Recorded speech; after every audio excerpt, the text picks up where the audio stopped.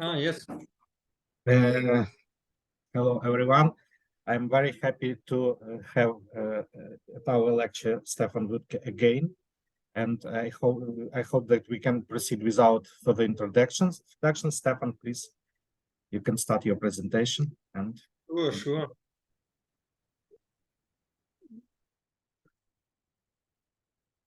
So you see everything. First of all, wait 1 second. I will give you now in the chat this web page. I told you last time that we're organizing an European chemistry school for Ukrainians, and this shaping up. So this will start in May. So actually, when you put here, it's 4th of May. We have already very nice speaker, Thomas Carell from Munich, Morton, Nobel Prize winner from last year. Just take a look and you can register for free and you will have a certificate at the end. So everything is, information is here. Here are the other speakers. So we building up the web page is not totally finished. So look here, the photos are different size and I'm working on it, but please go ahead and you can already register and participate. It will be a nice event. So, and today we want to speak about porous materials. And if you have seen last time already, is that our society, how we living is strongly depending on materials. I try to make you the example that certain ages in history, Stone Age, wait 1 second. For example, Stone Age, Bronze, Iron Age. So history in time of humankind are named after materials. So it's telling you how important materials are, and they getting more and more important in order to develop certain fields and to address certain society needs that we have. About this we will also speak today. But before I speak about this, we are researcher, and there exists research everywhere, and also, for example, how you should learn, how you for students, and what is very important is repetition. So I would like to take the first 10 minutes to just pass what we discussed last time about a topic that I very like a lot, about characterization of materials. So playing Sherlock Holmes to understand how a material is working. And I took the example of heterogene catalysis, because heterogene catalysis are a key field, because nearly 90% of the materials around you are produced with a heterogeneous catalyst, and we need to improve them, and we need to substitute. There are a lot of reactions done by homogeneous catalysts, and we need to try to substitute them by heterogeneous catalysts, and they are very important. And what I tried to articulate is to a certain mindset. So my lectures are like this, that I would like to that you understand the way of thinking, how people approaching their in science, and how they're thinking in order to inspire you. And what is very important, and some people forget, is really the basics. So at first, the basic idea. So heterogeneous catalysis, we know it all. So it's about the kinetics. So we don't change thermodynamics. It's just about the kinetics, the weight of a reaction, that we have a reaction, we have an activation energy, and this activation energy is lowered, or we have, even with a catalyst, different reaction path. But was for me very important is exactly this, the ammonia synthesis, so nitrogen, the very stable nitrogen we take now back and transform it into a compound that we can use. But my point here is that this simple reaction is not true. We have at the heterogeneous catalyst, we have many different reactions. So I wanted to put you in your head, if you see a reaction with a heterogeneous catalyst, that you write on the paper, this is not true. This is just the sum of many different reactions that we have to study. that we have to understand. We have to understand what is the weight determined step, so-called. So what is the step that which of these many reactions determined at most the weight of the reaction. And for this, we need study the heterogeneous catalyst. We need theoretical calculation. I told you that Erdl, who won the Nobel Prize for this, needed 20 years to understand this, and he applied all modern characterization techniques and theory for this. But this is important to optimize the material. And we are now in a time when you had also before I told you that we're in different age, we're developing now with computers, and you know, science and especially chemistry I think will accelerate now. You have, when you look at the chemistry lab done today and maybe 100 years ago, we have changed a lot, but not so much like other research directions. And now with artificial intelligence, this going more and more. And my point is, we want to go out of try and error. You know, chemistry is more and more was done in try and error. So we have intuition, and we try certain things out. We playing around, which I like actually, because I have a good intuition, and sometimes, you know, it's like instinct. You know, with instinct you have a feeling, this may work. But nowadays, so the next years and the next 10, 20 years, chemistry, I think, will change substantially in this. And what we want to more prediction. So we how to predict certain things. And one thing is machine learning, for example. I will come to this later. Also, machine learning is that you have collected data that's available outside, and then you know, computer is very good to see patterns in certain data, and then from these patterns we can conclude maybe and give you advices how to speed up, what you should try, for example, for a discovery of materials. So this is a very important aspect for the future, just to mention it. And what I want also yesterday, the last time, the mindset is macroscopic and molecular world. So we have different models. We will speak also, and you need always to think which box I'm now thinking of, and then put things in perspective. And heterogene catalysis happens at the molecular scale, but as I told you, different scales are important.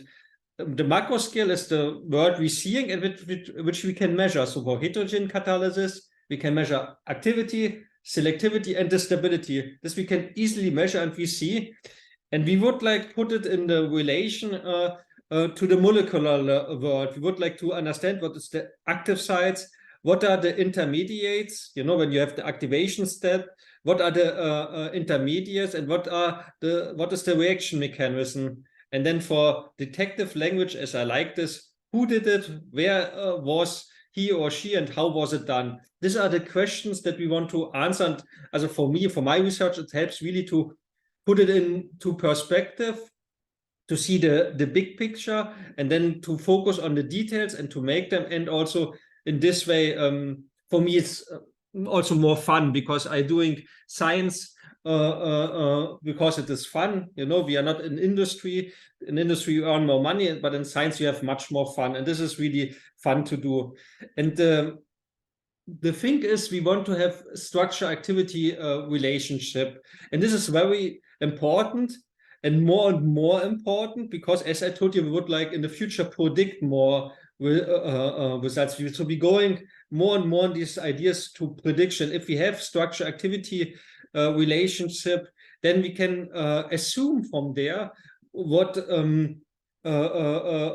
if we change this, what would happen to the system. So research more and more going in this direction. I would really like to highlight this today. And I told you have input, and we have the macroscopic information, and then we need to use a probe to have a molecular information, and we want to put really light in this black box. This is very important. And this is the whole idea about the research direction, how to understand the mechanism of a heterogeneous catalyst, how it's work. And then I told you about different probes, and we had last time the example of IR vibration spectroscopy. And there also I told you about models. So you have here the mechanical model. So mechanical model is quite nice because you can imagine it very easy. So you have two balls that are connected by a string, and here nothing happens. But if you stretch it or compress it, then you have vibration. And this is actually what happens with atoms. So you have atoms, two atoms that are connected, and they are vibration. And then the vibrations determined on the strength of the chemical bond, or here the spring, and the masses that are connected. And I like this model a lot. I told you directly last time, a theoretical chemist will tell you, this is not true. We have quantum theory and we can calculate. This is totally correct. But if you're working with IR spectroscopy, this model is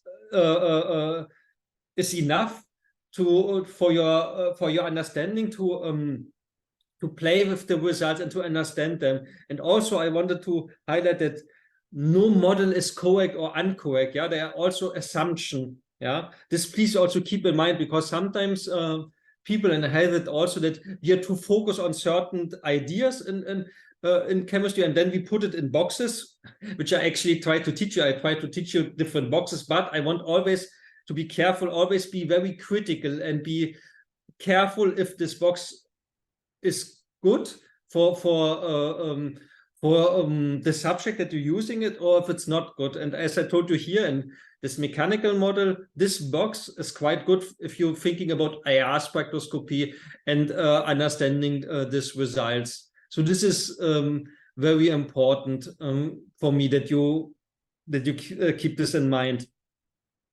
And then we had this discussion. I wanted to show you that infrared is quite old technique.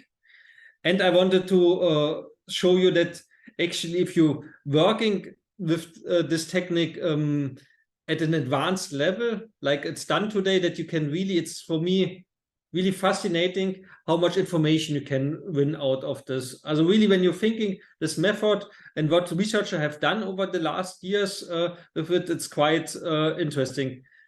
First of all, you need to understand vibration spectroscopy is it's molecular interaction. So you see vibration of really species, or for example, CO species that we have. So we're really looking with the magnification glass at certain functional groups that are present in the material. So this technique is very sensitive. So again, macroscopic observation, but for molecular events. And this is very important. So, and then I told you that there's in situ spectroscopy. So we have prop molecules where we can measure acidity, basicity, or redox property. So we can qualitatively and quantitatively study surface properties under defined statistic condition. And here the idea is that you have some functional molecules that have a certain vibration in the IR spectrum, and this vibration change if you're interacting with the surface, and you see the change, and then you can conclude on the surface. And when you have the extinction coefficient, we had also the Lambert-Beer law. So if you have the extinction coefficient of this individual band, and then if you know how much from the molecule you add, you have even quantitative information. So you can really probe the number of acid or basic site or redox site of an heterogene catalysis. And this is very strong. And actually what you need, it's not so much. You need two pumps, one oil pump and one turbo pump. And then you need here the liquid trap. You need a good glass maker to make you this kind of stuff. So this is okay. You need an IR. You need an IR spectrometer. I don't know, they're costing, actually, I don't know, 40,000 euros, something like this. A good one, they're quite cheap. You can negotiate, and then you need these prop molecules, and then you can really study here's the pellet heterogene catalysis, and it's really amazing what you can do today with this. So there are different groups in the world, especially in Europe, that are doing it. So I highly can recommend you, if you have a material and if you have are interested in this method, I can give you the names of groups that are doing that. They're quite experienced in this, and for young researcher even you can establish this, because I think comparable the prices are not so high. If you know how to build it, you can even build this, and you can do a lot with this. So really, I was fascinating with this. I did this during my postdoc time, and it's really amazing what you can do with this. And once you have this method and you have a bit understanding of different pop molecules, you can really do very nice science with this. So just as an advice. But now another important point was, a very important point is for characterization of a material. We will come also short to this. You know, researcher characterize this, and here's this example with IR. You know, you have a freshly prepared sample, you make an IR, you calcinate it, you make IR, you make activation of the sample, you measure IR, and after you have done the catalytic reaction, you do IR. And what was really surprising when I learned about this, you know, when you see this, everything is fine, but researchers really needed long time to understand that actually we don't study the material during its working condition.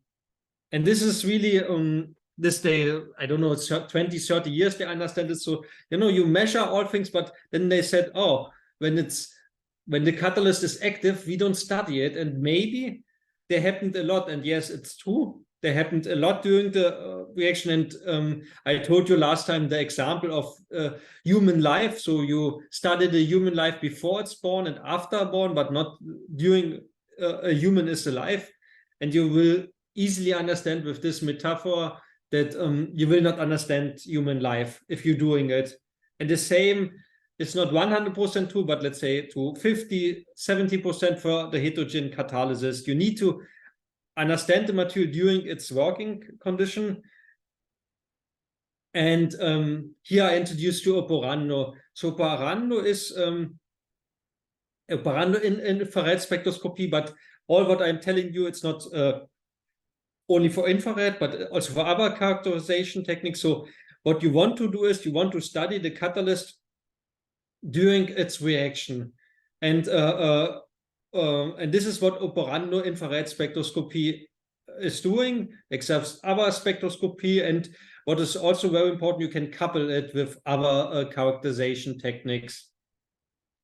For example, here I showed you the in situ cell of IR. So here's the pellet. So here you press the catalyst.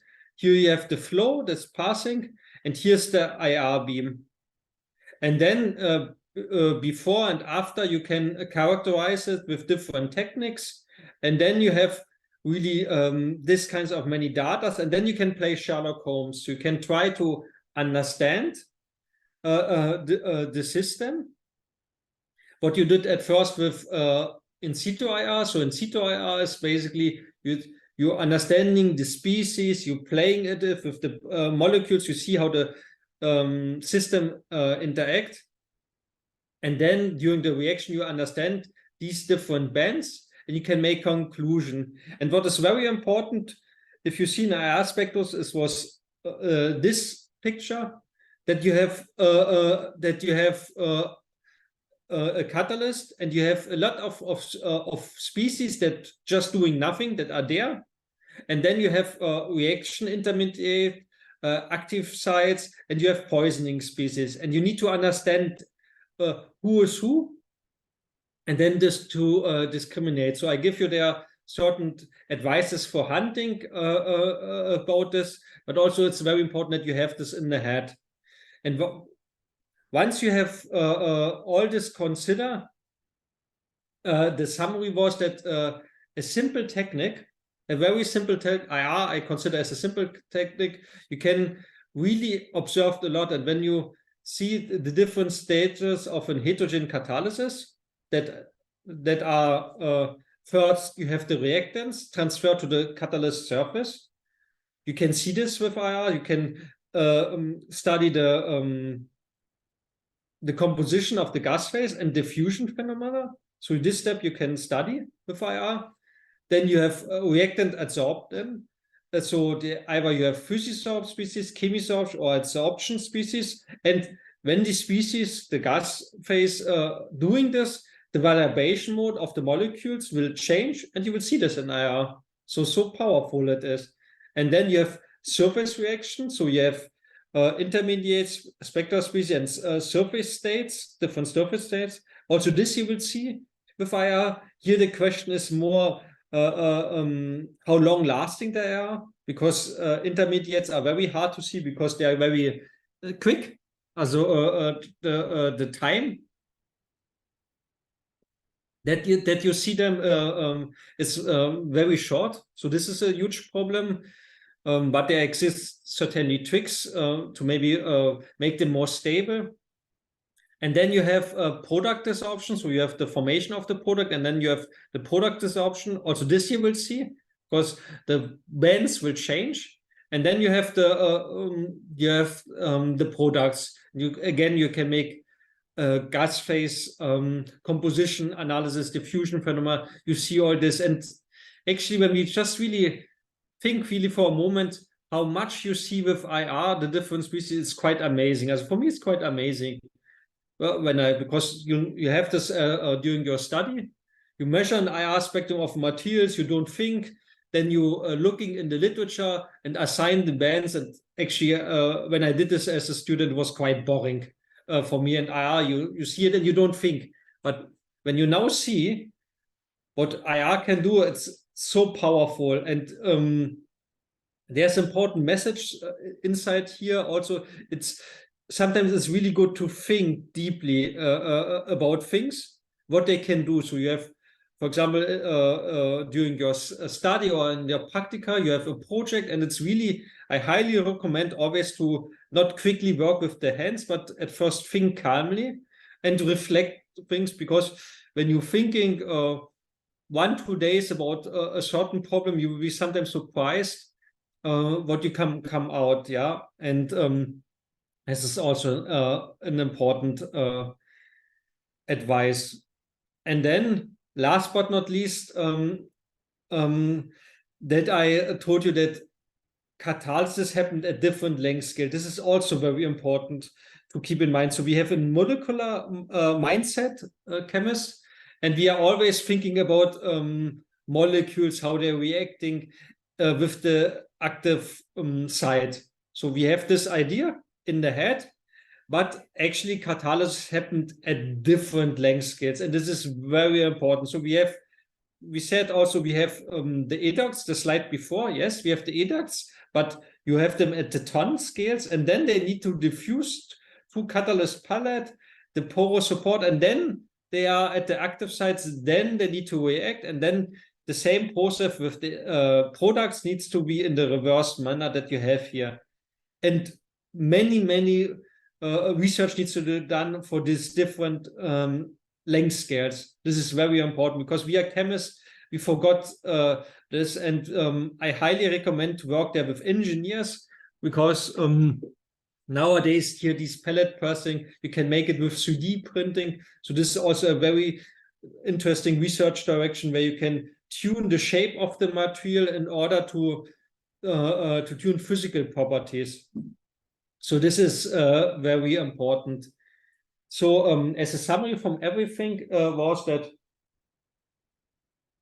heterogeneous catalysis are a very important field, and there's a lot of effort to understand them and try to make prediction, not make try and error, but to go in this research direction that we understand the material, and with this can predict more.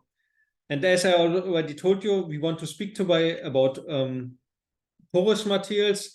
And when you're looking at material science, so big picture again, material science, so you have structure, molecular structure. You have different kind of materials. You have properties. We were speaking now quite intensively about characterization, and we have we want to have a certain performance when we try to process them. So this is the big picture about material science, and we want to speak about today about porous materials. But before we speak about this, when we're speaking about material science, I always recommend to put the classification, also to put the white boxes. And the white important boxes here are when you have materials, you can distinguish at the molecular scale. So we go now to the molecular scale. So what are the forces of a material? So you have these intermolecular bonding. So this, the ionic, covalent bond, non-polar, polar bonds, forces of attraction within the molecules. So it's important to classify them.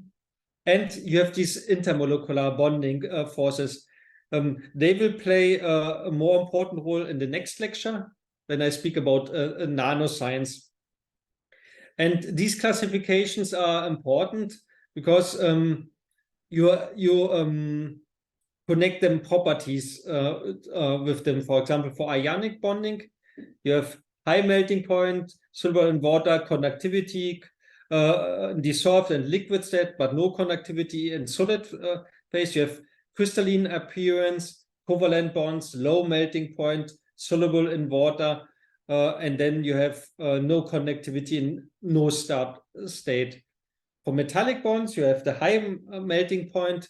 They are no soluble, they are conductive in liquid and solid. They are shiny and ductile.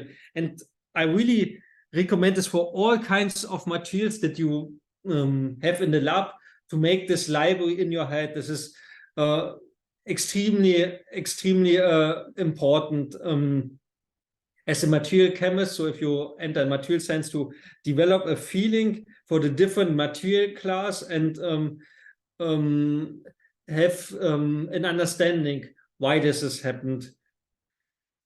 And then this is the number box. That is for me important to put. So we speaking about materials. So we have solid. So if you start always with the atoms. So the atoms are connected. So then you have gas, solid, or liquid. And then the solid can have, you can think about the structure. You can have an amorphous, means there is no crystallinity. You have quasi-crystallinity, or you have crystals in the structure. So you can characterize a material easily. About the arrangement of the atom in plain words, if they're periodic or non-periodic. So liquids, you have also different kinds of liquids, but we don't want to speak about liquids. And about nano crystals, I will speak in the next lecture. And you have, you can distinguish a material quite easily, but with different aspects.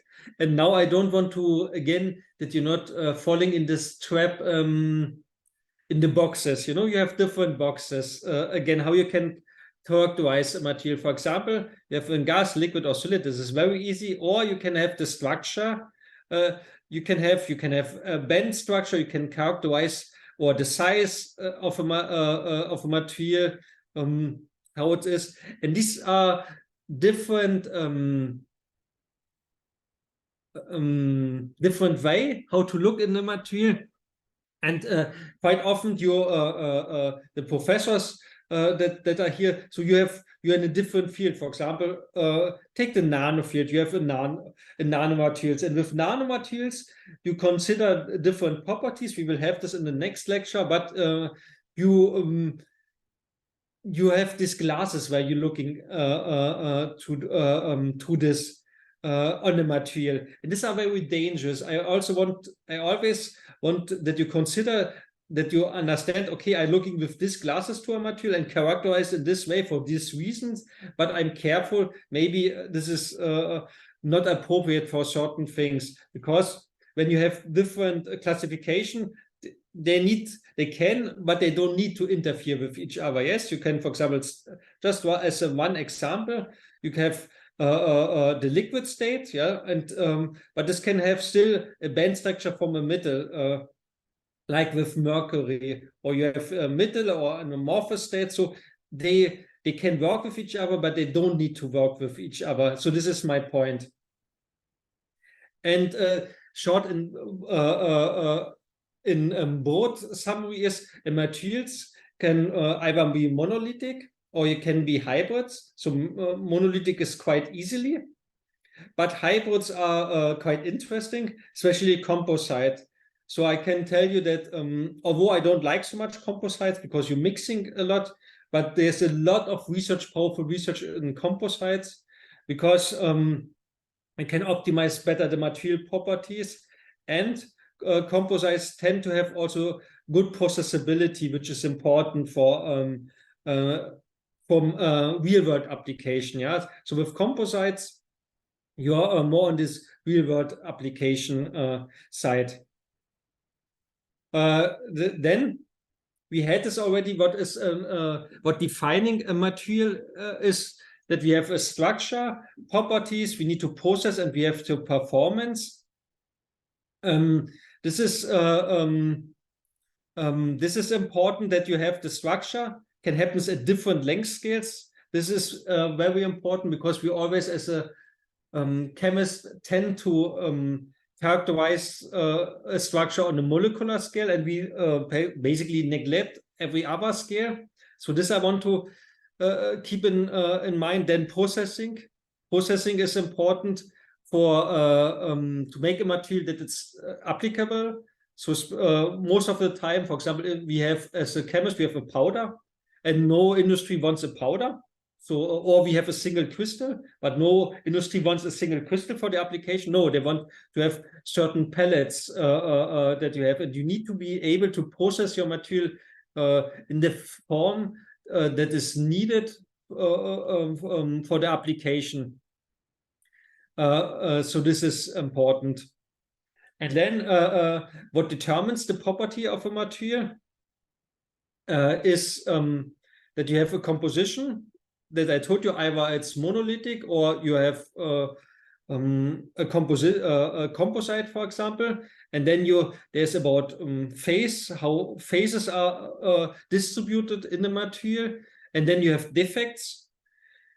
There's a huge study about defects, and I told you also last time, you remember the phrase, yeah, God created the crystal and the devil the surface, because at the surface you have always defects. Actually, the surface is by definition a defect. But defects are quite interesting because they can create certain properties. And then you have also some stress of a material that can happen for the different length scales at the molecular scale.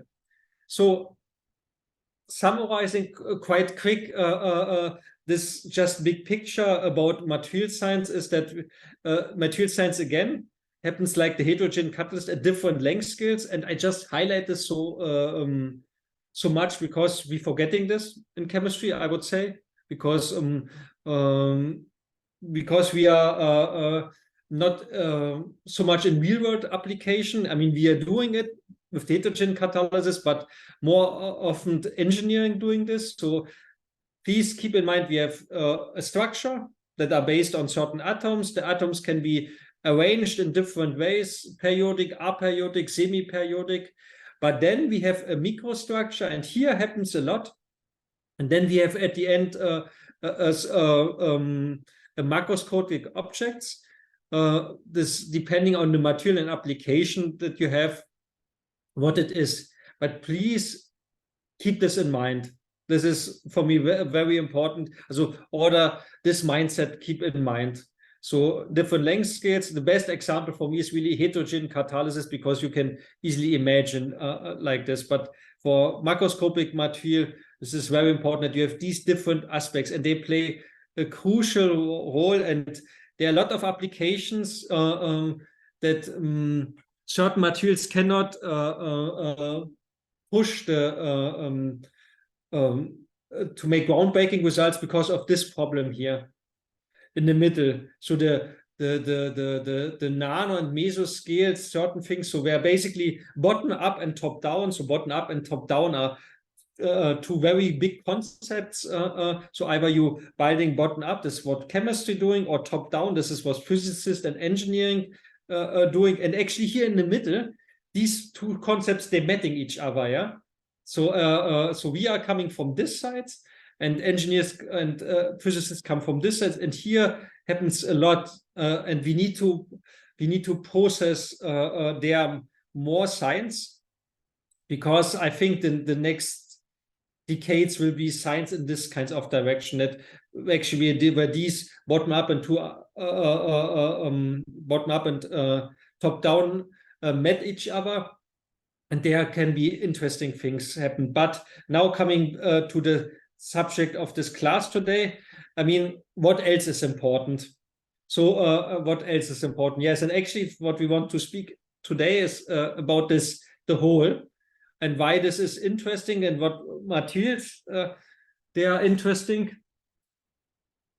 and what I can give you maybe for inspiration for your science.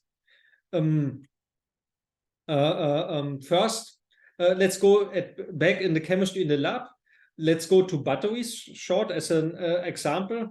So batteries are very important. What a battery is doing is a transport. You have a chemical reaction, and this gives you energy, or you can give energy inside the battery, and then you make a chemical power. So you have chemical reactions that needs to occur at a certain place. And battery energy storage, I don't need to tell you about the importance about this, and it's a huge subject. There are subjects that are important, and I can give you maybe 4 or 5 of them. This is also the EU about this. So this is health. Health is the key subject. Cancer in particular. About cancer therapy, we will speak next time. Then we have energy. So energy winning. So we want to win the energy from the sun, and storage, to store it. This is a super big subject. Water. Another subject, we will have this also short. Also cleaning and winning water of drinkable water will be it's a huge subject for the environmental. For another subject, you know that we're destroying our environments, and this is if we continue like this, yeah, there will be nothing left in some, I don't know, 100 years. So these are very important subject that are key milestone in the EU. So I hoping more and more that the EU, also the funding for research, EU will also open for Ukrainian researcher grants. So we're working on this, and please keep this in mind. Once grants are open for you, these are the key subject the EU wants to make research on this. And for energy, for example, is for example this you would like to have. You would like to have a smaller battery, or with the same size store more energy, and so you would like to reduce the size of a battery, or reduce significantly the storage capacity of one battery. And at the end, if you think that you have a material, here you have a material, and there happens reaction, what you need to do is to increase the surface area of the material, in order that more reaction occur, that you have more, that you win more energy. So this is actually quite easy thought. So more area is more power. So you can keep this in mind. So, and the question is now, how we can pack a large surface area into a small space.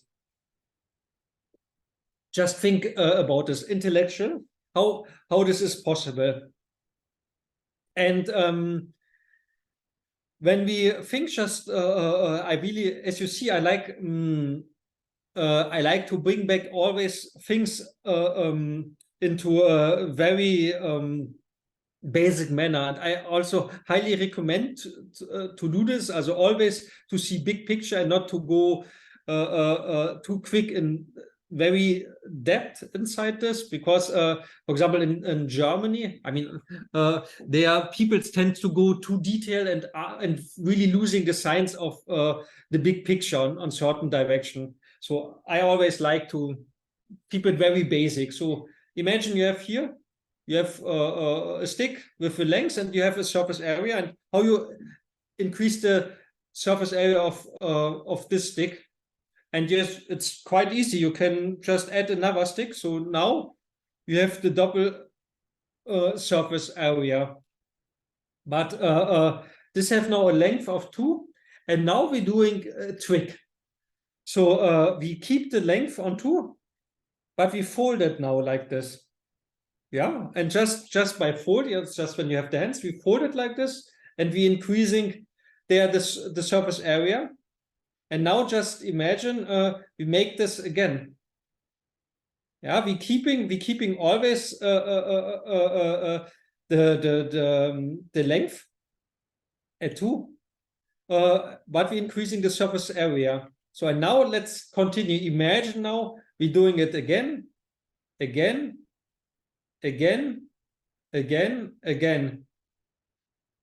And what we basically have is when you do this infinite time, we would have like the stick that we started at the beginning. Yes, this is like that had the length of 1, but here's the length of 2. But we have a huge surface area. So like this, just by folding a materials, like in your stomach, in your stomach is also you have a lot of folding. You can increase the surface area of a material. Yeah, this is just mathematically. This is done, and the same we can happens with porous materials. There you have folding, there you have porosity. How this in detail we will have in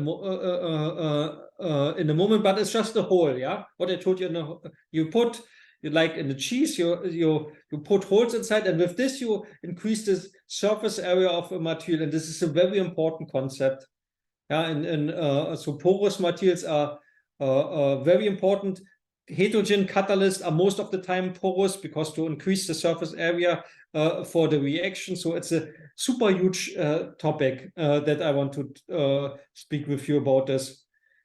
So porous materials, as I told you already, the cheese example, we have it in the nature. So all good things happen in nature. For example, lungs are very important. So you have a huge surface area in your bones, coral, soil, butterfly wings. Butterfly wings are extremely interesting from different aspects. So please, I hope really this color.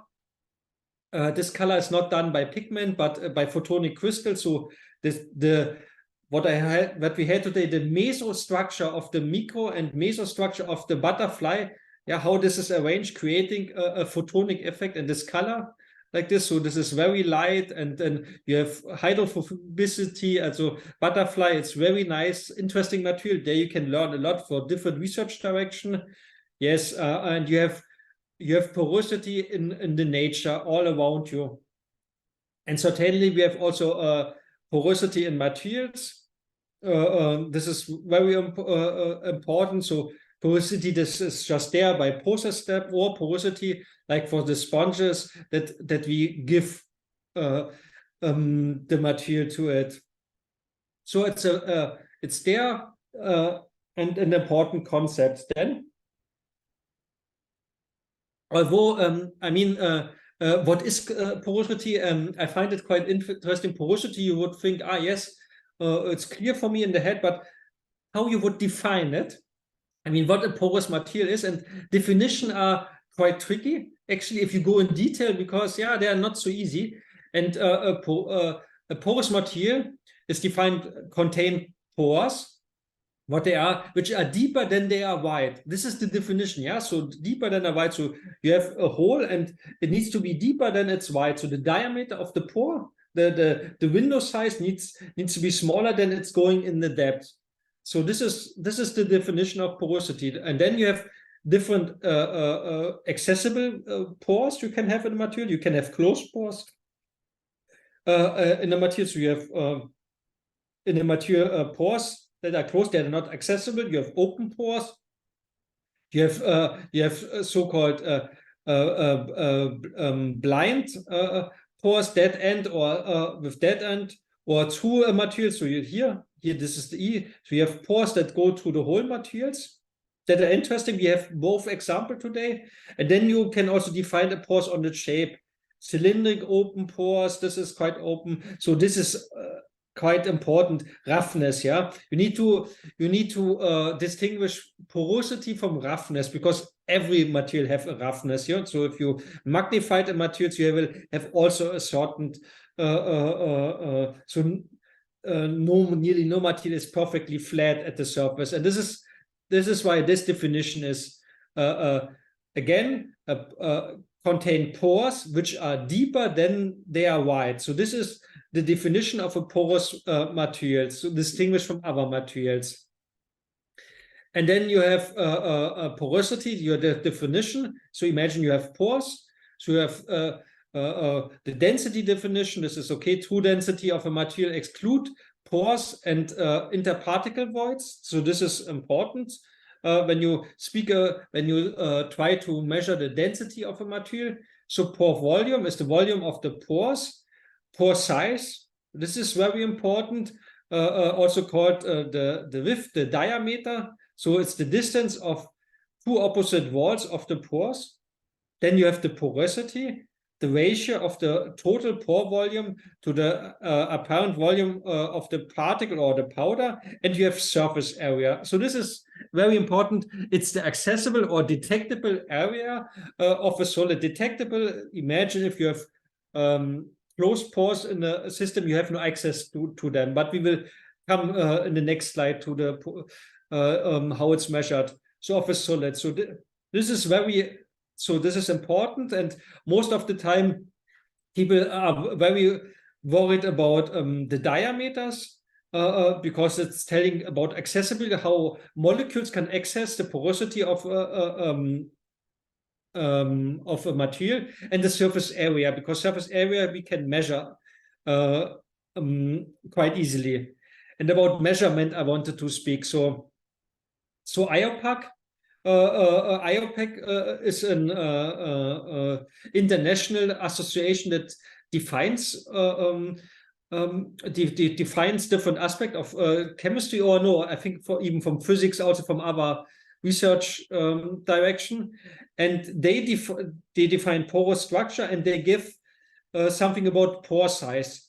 They define that three kinds of pore size: microporous, mesoporous, macroporous. They defined like this, and they said a material is microporous when the diameter is smaller than 2 nanometers, and mesoporous materials when it's between 2 and 50 nanometers, and above it's macroporous.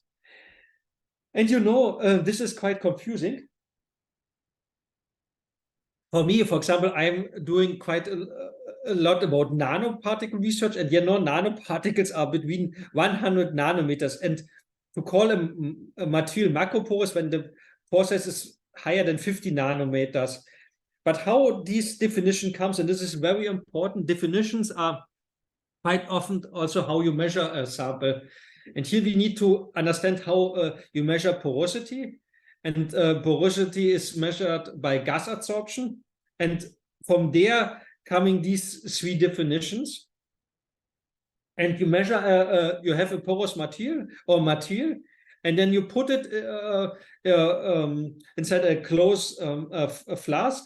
And here you have an empty flask. And what you're doing is then you add always gas to this material and here, and then you measure the difference, because if you have a porous material, the gas will here adsorb, and you can measure this quite sensitive, and then you can plot these points, and here at these points, this is the BT analysis that you do standard everywhere, and you can measure here this is the microporous. So this is what I told you about the 2 nanometers. So here you feel the pores. This is about pore filling, the micropores, and then you filling the mesopores, and then you can, from this you can calculate the surface area.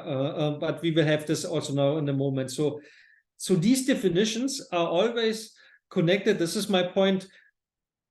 This to how you measure it. So you can define in the PDE surface a microporous area, a mesoporous area, and behind is macroporous area. This you cannot measure. And this is why IUPAC put this definition and also name it like this, which I find a bit confusing. Again, when you're speaking about micro, meso, and macropores, please keep in mind that you're at 2 nanometers, 50 nanometers or higher, yeah, because you're speaking about pores. When you're speaking, for example, later from nanoparticles, then you're even much higher. But please keep this in mind because the naming is quite confusing at what length scales. Yeah, you're speaking at the length scales that is at the lower nanometers, but you're speaking from micro, meso, and macro. And normally, when I'm speaking from macroscopic properties, I mean properties that I measure, yes, at the real world, but not at 50 nanometers. So this is very important to keep in mind. So now we have this definition. Yeah, let's come back to the boxes.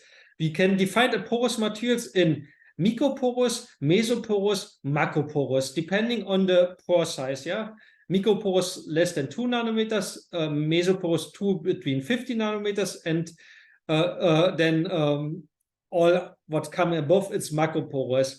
And then we have porous materials. Let's go to the structure. We can easily classify it about organic and inorganic materials, and we have hybrid materials about Metalorganic Frameworks, which we will also speak today quick, because I'm doing research in this, and I find this is quite inspiring for you. So always these different boxes. So please keep this in mind, because these boxes, I find it very, very helpful if you speak, that you can really open these kinds of boxes, these kinds of classification in your head. This is one of my wishes that I would like really to articulate with these lectures that you have, that you're creating these different kind of classification and boxes in your head, because this will help you in your research.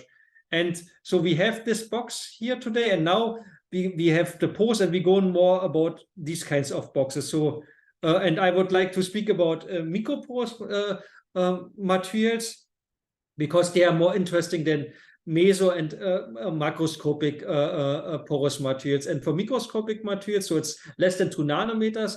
And we will speak today about short activated carbon length, zeolites, and Metalorganic frameworks and covalent organic frameworks, and not so much about polymers.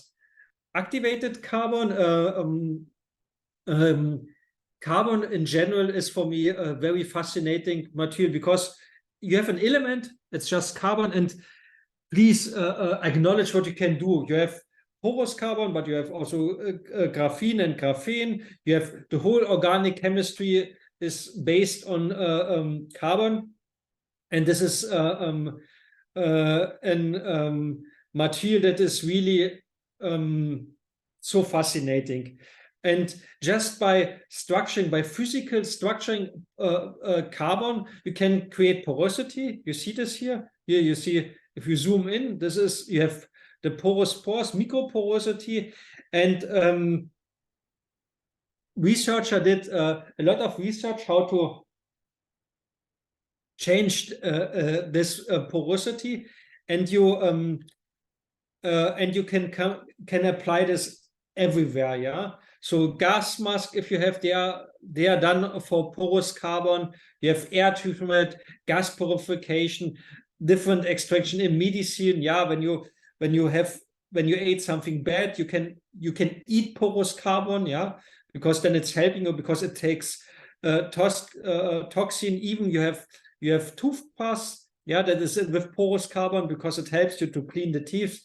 You have different filters. So this is, if you want to have some very clean water, you can, this is quite Brita that you can buy, and you can just filter carbon. So porous carbon is a class of material that you find in your daily life. But, you know, I want also give you something for your research. But I would say that porous carbon research is quite not done, but it's out of our hands as a chemist, I would say, because there was a lot of research done, and it's more about processing and engineers. So engineers, they're doing quite a lot of porous carbon now, still, because they're playing how to manufacture the carbon. But for us as chemists, as that plays with molecules, there's not anymore so much to do, or that we can do, very creative, you know. So this is why I just want to mention porous carbon as a material class, very important, but I would say research-wise for chemists is not so much done. A bit more, but it's also already a bit, I would say, done. Zeolites. Zeolites is very important. You have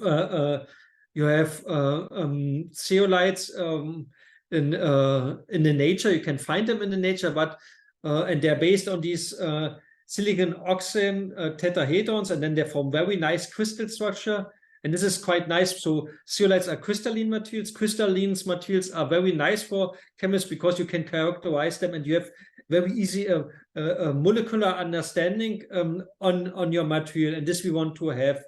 And zeolites are extensively used as a catalyst, the excellent catalyst, molecular sieve, ion exchanger, water absorbent. And the nice things with zeolites is that you have this, they are based on silicium oxides, these tetrahedrons, but you can substitute them with aluminum oxides, but that are negative charge. And then as a charge balance, you have protium, lithium, natrium, and this giving the material properties that we will speak short in a moment. And you can tune and play with this properties, and with this changing the properties of the materials, and with this you can optimizing for certain application like catalysis, or adsorption. And this was done.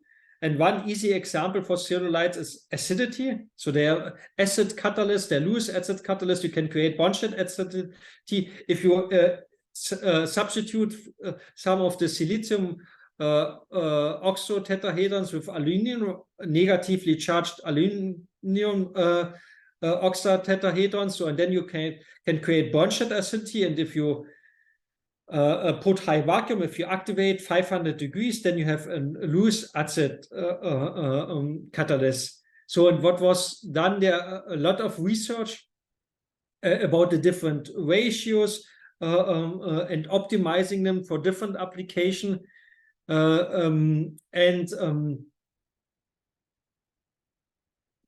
We have different zeolites that are applied for different purposes in the industrial scale.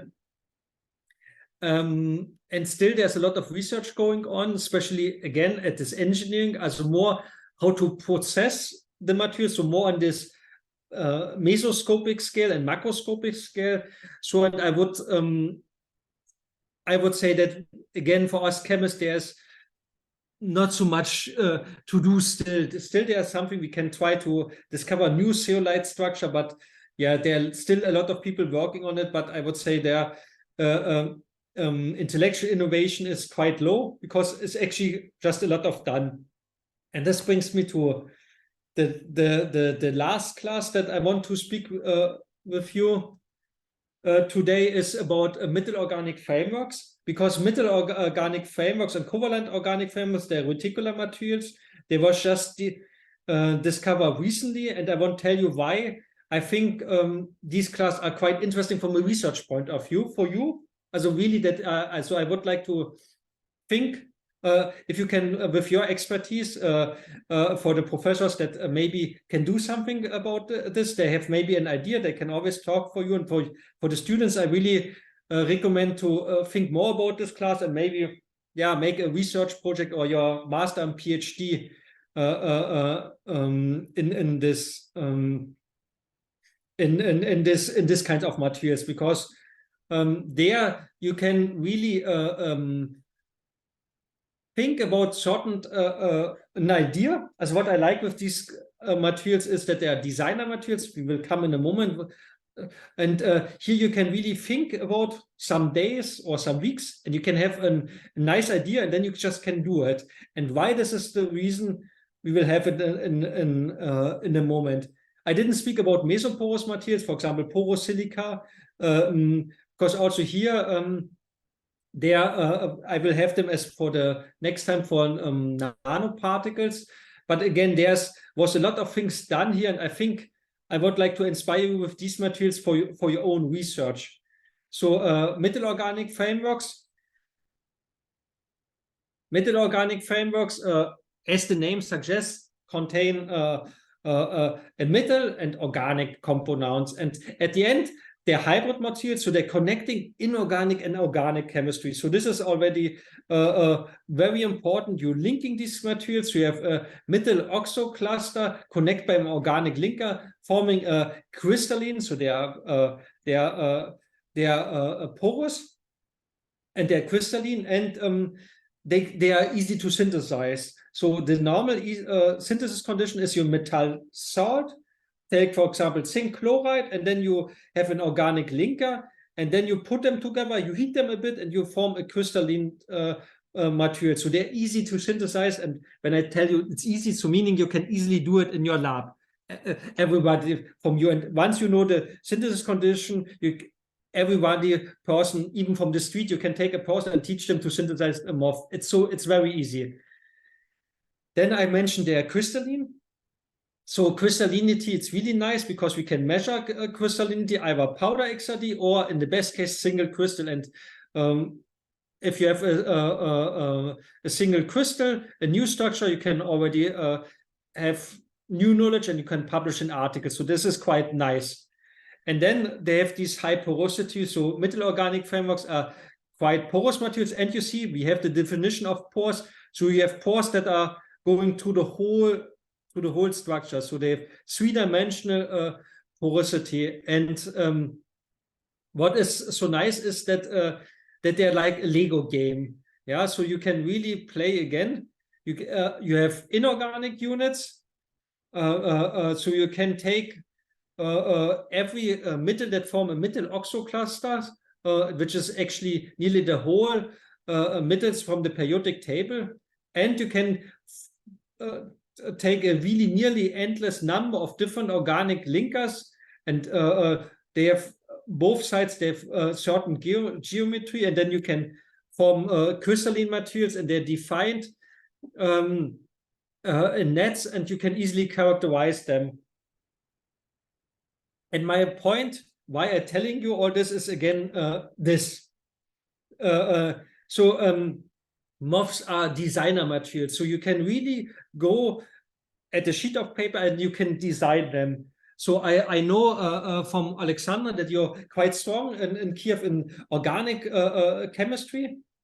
So you can think about different organic linkers.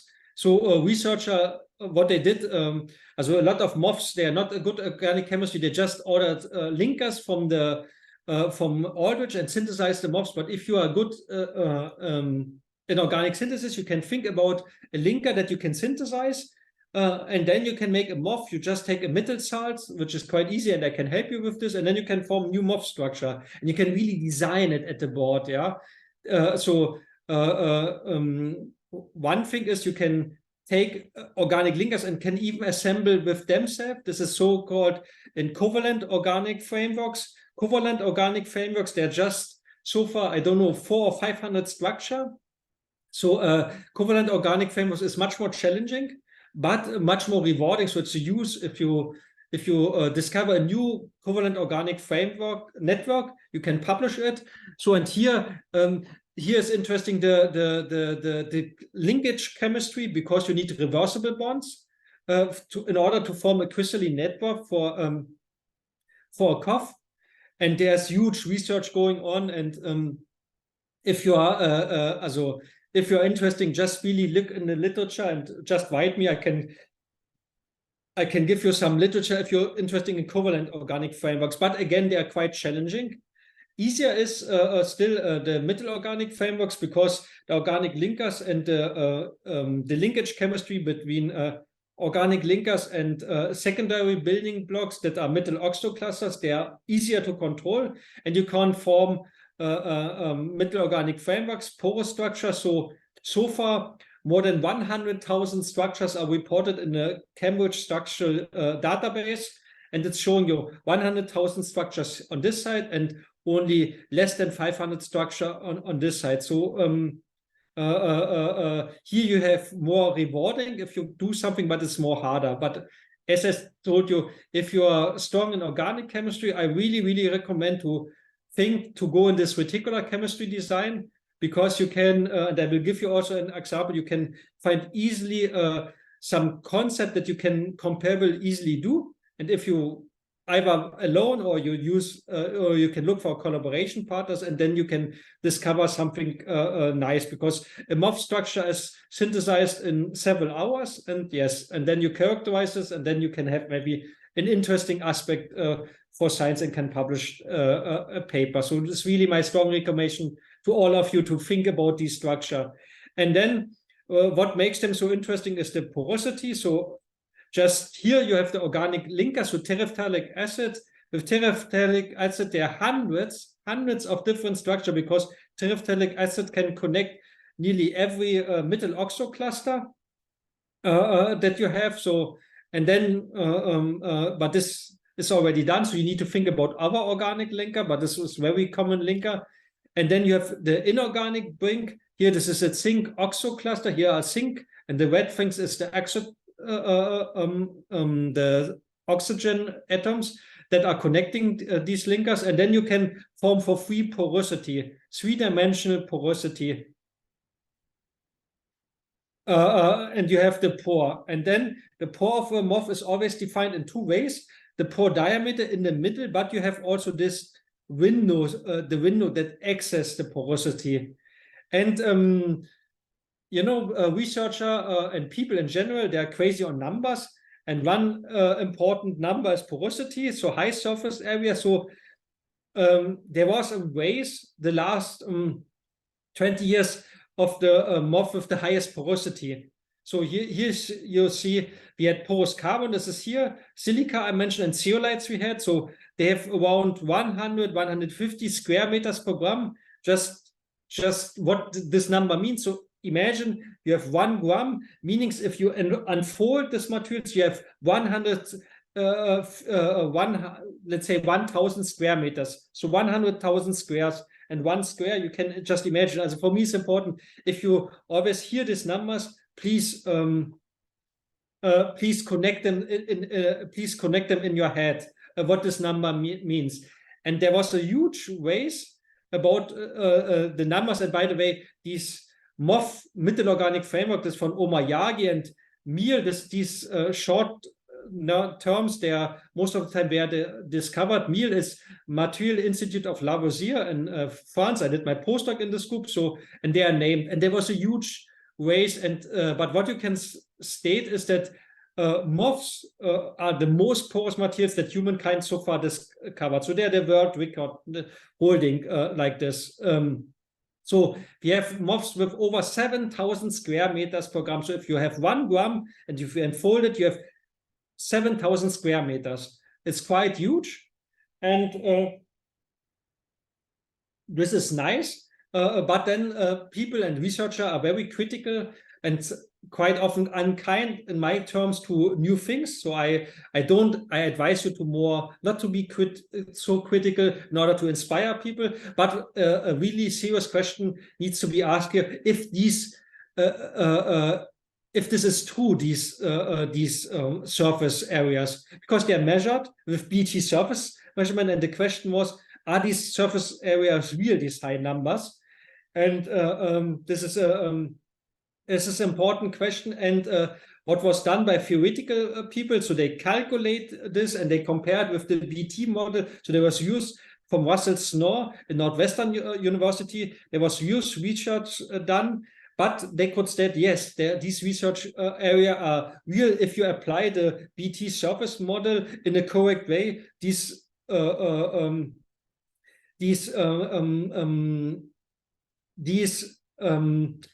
surface area are real. And then when I told you is that that MOFs are like a Lego game, then theoretical people comes into play, because theoretical people, they can easily connect a different library of building blocks. And I told you research direction is going more in this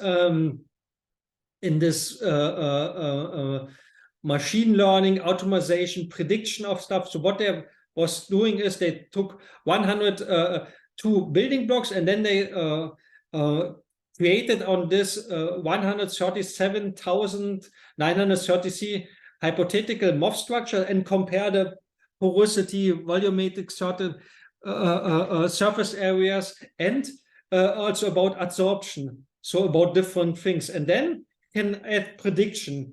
And so this is so one thing is very nice, that MOF chemistry have this access to prediction, because you have this Lego game of different building blocks, and this is quite strong.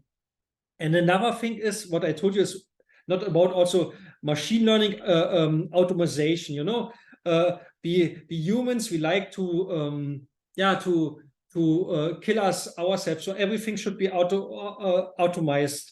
But this have a good reason, because automation is more reliable than we humans. If you try to discover a novel MOFs, and if you have so much parameter, imagine you have different metal salts, different pH, different solvent, you can test so much. And there it's true that it's good to make automation. So you have these kind of reactor blocks where you have a dosing station, you know, a dosing station, a robot, add different things, then you have autoclave or microwave, and then you make the reaction. You can put it together, you put it in the oven, and then you can put this on the plate, and then you can make X-ray analysis. So this is your readout. So automation sounds always very nice, but the problem is the readout. So they creating creating in the world these automation labs, but the readout is always the problem. But I think again, we should be not critical. This is a future research direction, one that I don't like, because I like more to think. But other labs should go in this. But I told you also about MOFs, and to inspire you for your research direction. So this is a work from Omar Yagi and Fraser Stoddart. So Fraser Stoddart win already the Nobel Prize. Omar, I hope, will soon win it. And what they did is what Fraser Stoddart did is he synthesized these linkers. So they increase systematically the length of the linker, and then Omar Yagi, what he did, he synthesized the MOF out of this. Here you see with the smallest and then increasing. And when you increase the length of the linker, so you see here this, you have this is basically for the solubility. But this is a very unique study and was a science paper direct away. And I just want to say, even now, there's not so many studies that organic chemists take this effort and synthesizing organic linkers, because also the problem is in organic chemistry, you synthesize some new compound, but you synthesize maybe 5 milligrams and characterize it. But here we need, for MOF synthesis, we need 100 milligrams or 200 or half a gram in order to find the structure. So this is very challenging. And this is why still not so many organic chemists on the field of reticular chemistry. So most of the time, like groups like me that are not organic groups try to do this or try to convince organic people. So again, if you have the good ideas, please go on this field. And another important field reason why you should go as organic chemist is this introducing of a chemical function to a MOF. So what you can do is you can take a functional group in the organic linker and then synthesize a MOF, and then you can use this functional group as an anchoring point and maybe just make organic chemistry with the framework. So you take the organic part of the Metalorganic Framework, and then you attach a molecule. So you can basically make organic chemistry with a porous material. And this is the thing. And what reticular chemistry did is that it's basically transport the organic chemistry to the materials. And this is why I find them so fascinating and important for you. And just to sum up, the reticular design is you have different inorganic and organic building blocks. So you can have a huge library of them, and these organic library, you can increase them. What I would recommend, for example, you can increase the length of the linker, and with increased the pore size, this I showed you from Omayagi and Fraser Stoddard, and then you can add it. So you have a framework, and you can make even substitution of the middle and of the linker after the framework is done, because you have reversible conditions. So this is linker exchange and middle exchange is a huge subject. And then you can, this is very important, you can tune the pore. So you can have functional pores. You can make pore confinement.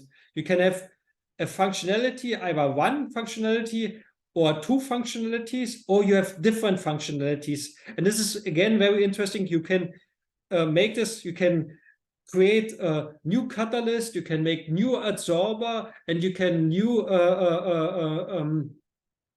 make new functional materials out of this. And this is very unique.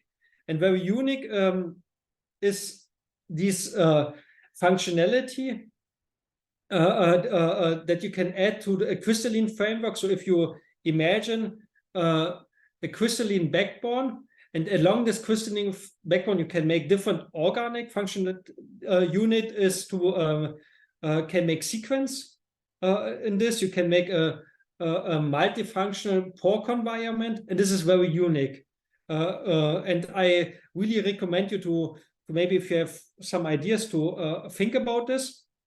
And this is the research direction. I can highly recommend this review that Omayagi wrote about this. And then, but due to time, because I'm talking today quite long, I wanted to speak about characterization about these materials, but I will just quick skip this, because I would like to come to the last point, to application of these materials, just to give you an idea, because application at the end, MOFs or the reticular chemistry, it's new. We are intellectually happy about this, but at the end we want to challenge the status quo. I know that each funding agency want to have new materials that you can apply in real world. I'm very sure also in Ukrainian, if you write a research grant, you need to always say, these research that you're doing impacting maybe industry in a good way. But the thing is, to challenge status quo is very challenging. If you are honest, we have those on Euro people promise a lot, but at the end, to challenge status quo is very challenging.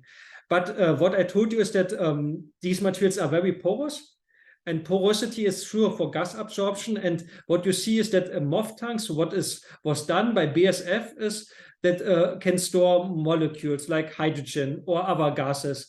So this is a huge topic. And this is successfully done. And what BASF did, so BASF, the biggest chemical company in the world, what they did is a lot of research the last years, again, with processing. So MOF is a porous powder. It's not interesting. So they did huge research, and it needed years to process this, but they succeed then. And then what industry wants to have is these pellets. Yeah, so you can buy. So these are MOF pellets. They did research about this. And you can buy now these MOF pellets. And what they did is then for tanks, you see BASF, they did tanks, and they put this in a Volkswagen car, and then these tanks, they drove around the world. You see around the world, and these tanks are quite successful. And at the end, after 10,000 of kilometers, the MOF porosity was just lost 10%. And the nice thing with MOF is they could show that they can deassemble the MOF and assemble again. They can make it new. So you have these cycles, which is quite nice.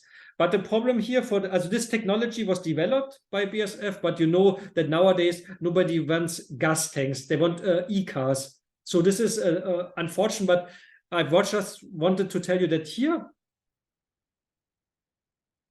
MOF can challenge the status quo. And another interesting application, I told you, it's about water. is that and water to win is very important, drinking water. And one very innovative idea is like to have it like this this water harvesting, like this fog, this beetle. So you're in Namibia. So in the desert, you know that you have no rain. There's no rain, but you have humidity during the night. And how plants and animals do in certain region, they win this humidity. And the idea was from Omayagi is to win it with to harvest this humidity with a MOF. And the idea is that he built this instrument, and the idea is that during the night you win the water, which is not a problem. Zeolite can win easily water, but the key thing here is that you can release also the water. And what he wanted to do is to release the water by just using the power of the sun. The power of the sun is enough to release the water during the day and then collect here the water. So he bought this box and it's working. And this box is without any energy. So, and what was the key here? The key is host-guest interaction, and the key is the confinement of the MOF of the pore. You can tune the host-guest interaction in this sense that during the night you can win the water, and during the day the energy of the sun is enough to release the water. This is the key, and only MOF materials can do this. And then they developed these different water harvesting here at first the box, and then now you can buy this kind this system. And you can put it in the desert, and you can win drinking water. Here you see this bottle, and this is again an application that you challenge status quo. And my point, and this is also my last slide for today, is that MOF materials are now more and more used in companies. And here's BASF. Here's the Ford that was used, the natural gas vehicle. Then you have different products. And I just want to say that here's the water harvesting, that MOF materials are very interesting to challenge, maybe not so big commercialization like zeolites, like in zeolites, in catalysts that they can do, but you find other application. But the interesting thing is that we can, as a chemist, we can really tune in at the molecular scale. And this is interesting for us for research direction. As I told you, zeolite, porous silica, porous carbon, I think there we cannot do so much creative things, but with MOFs and COFs we can do it. And this is my message for today, that maybe you think to doing research or a master, a PhD on this topic. And with this, I'm at the end of this lecture today and open for any kind of question. Thank you, Stefan, very much for this very inspiring lecture. Are there any questions? Stefan, would it be possible to get the corresponding video? Yeah, I mean your lecture. Your lectures. Is this? I can. Is it saved? Is it saved? Yeah. It's we will record this lecture, and if you want, I can give you also the slides if you want for your own teaching. Yeah, okay, slides. Yeah, okay, it's possible. Yeah, it's sure. Okay. Everything is possible. You know, everything is possible. So if you want, I can send you the slide. Just I don't know. It's quite big, but we need to. I can send you with Gmail if you want. I can just drop me a mail if what you want. I can send you as PowerPoint or PDF. I'm very open with these slides. Yeah, some students are interested in, and they are asking about. Yes. I will make a PDF file and send from last time and today you and Alexandra the slides as PDF file. Very happy about this. Yes, then they can watch this. Yeah. Okay, thank you. Thank you. Very welcome. Also, I will share the recording on YouTube, so the recording will also be available. So the video of this lecture will also be available. Oh yeah, okay, Sasha. Yeah, you're right. Yes. Yes, super. And again, also for you guys, really, please. This is also, I mean, think sooner or later maybe to start research in this direction, because there's really so much you can do. As this is also for you as the professors. I wanted also to talk about a bit more about MOFs, because there's still, I think with your knowledge, what I've seen can be easily done something nice in collaboration with me or other. There are many groups. The world is making now MOFs, but for example, good organic chemists are missing in the subject. Are there any other questions? Can I ask you? Yeah, please. Sorry. Yes, thank you very much. My question is how to determine the definite structure of organic frameworks. So how you determine the definite structure? Yeah. Yes. So in the best case, you have single crystal, but there exist only, I think, 5 structures that are that you have a single crystal. For Prof was a science, so each structure is a science paper with single crystal, and then you have powder XRD Rietveld refinement. So the idea is that this brings to this board that I showed you. So if you have the organic molecules, and if you know the linkage chemistry, you can actually predict the structure, and then you can compare this what you find with the powder XRD. But it's powder XRD Rietveld refinement, and sometimes you're using TEM also, because TEM you can also refine the structure. Yeah, but actually it's powder XRD, and the prediction how the organic molecules, because you know the linkage chemistry and you know how they should connect with each other. So so like this you determine the structure. Thank you. And what about lifetime of these materials? How are they quite stable or not so much? So stability is meant relative. So yes.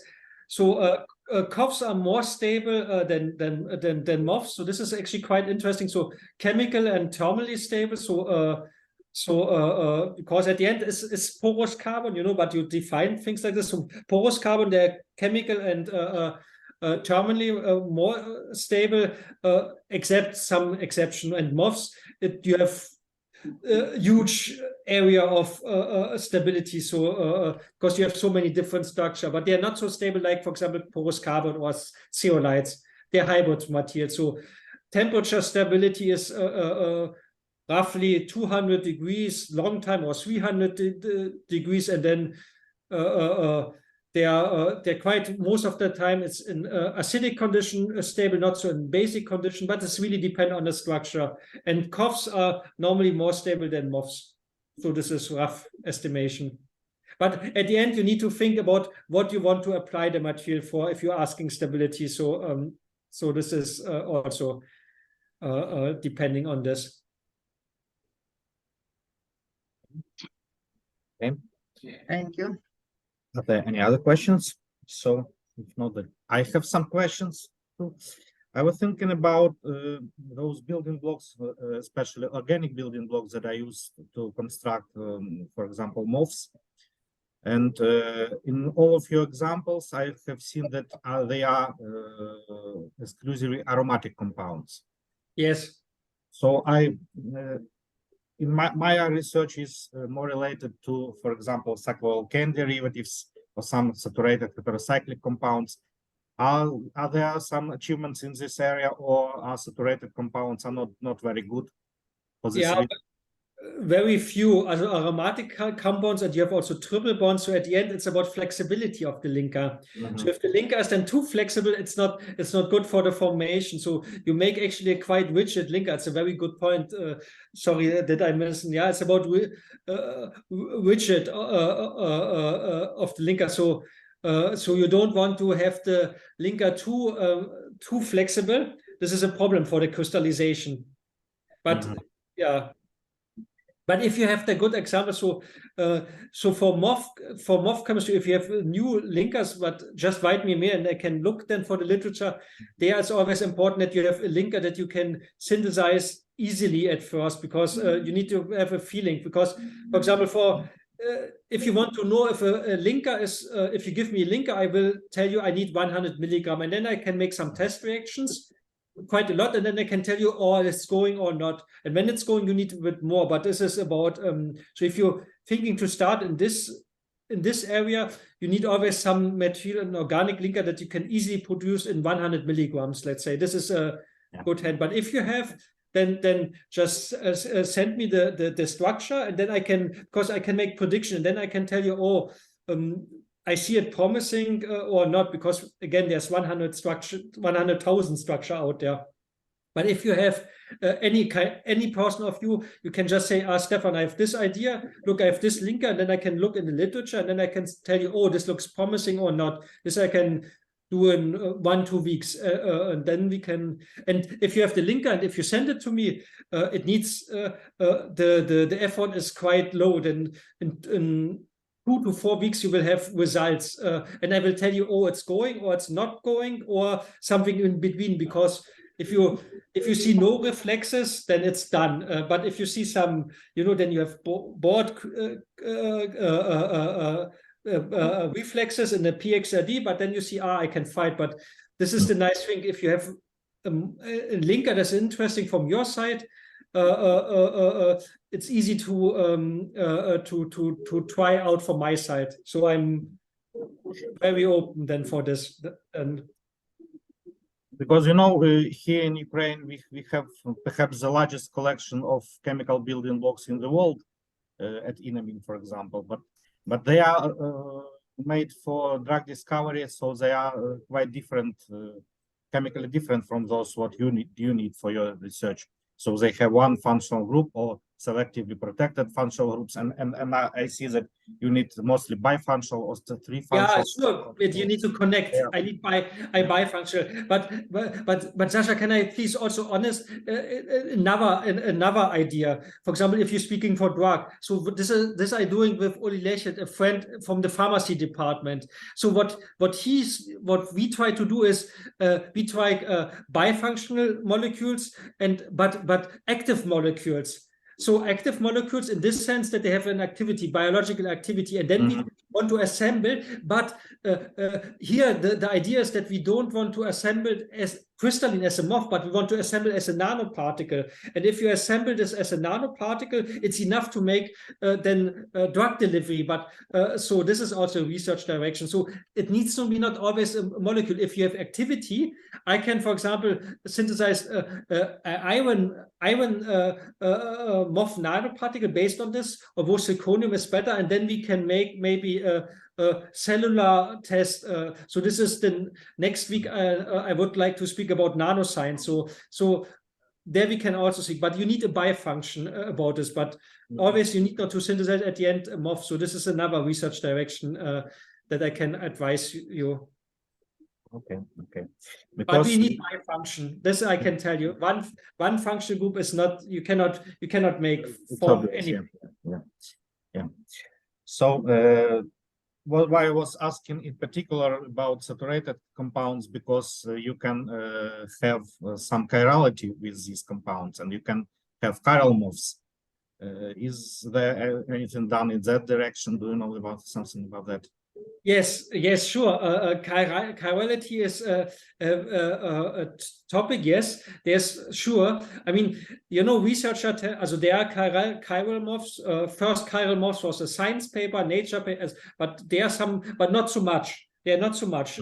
But I'm looking into this actually. But I can say so. I'm very interested to make chiral MOFs, but chiral MOFs nanoparticles, because this is again, that I'm a nanoparticle person also, and there's not so much about chirality at the nanoscale, but you can use for cellular. So I want to with Twan Lammerts in Aachen make their project to test to bring chirality to the nanoscale and have chirality MOFs. Is the best way to do this, because then you have just one function change, and then you can test nanoparticle effects on the chirality level, which only again MOF can do. And this is quite interesting. This is, and nobody, if I'm telling this, yes, not so many people will look to YouTube, but this is I think an a big subject that we can explore, what I would like to explore in the next years. You're welcome to join there the effort. Yeah, but chiral MOFs exist, but chiral MOF nanoparticles are doing there's nothing out there. Okay. Okay, so if there are no more questions, I think we shall do this discussion later. Oh, yes. okay. Yeah. Please, we have next week and afterwards we can discuss scientific ideas. I'm always here to and happy to discuss scientific idea. Okay. Was there any? Was there some question, Olga? No. I also would like to ask you about what kind of bonds are preferably, for example, ionic bonds or donor acceptor. What kind of them? Yes, good question. Very good. So let's distinguish between MOF and COF. So between COF and in COF chemistry, I can send you an overview. There are a lot of bonds, boronic bonds, bonds. There's a lot. Then donor acceptor bonds. There's quite a lot of chemistry. This I can cover next time. And for MOFs, it's ionic bonds, carboxylic bonds, also with nitrogen, but carboxylic bonds are highly liked, and because the MOFs that are formed are more stable, so they exist also with phosphor, sulfur, I think also with nitrogen, but you're using most of the time carboxylic bonds because the stability of the framework is just higher than for the other examples. And for COFs, you have huge chemistry of different kinds of bonds. There I can send you, Olga, I can send you also their review on these different bonds. Mm-hmm. Thank you. Oh, thank you everyone for the discussion, Okay. and thank you, Stefan, for your lecture again. And I'm looking for the next one in a week.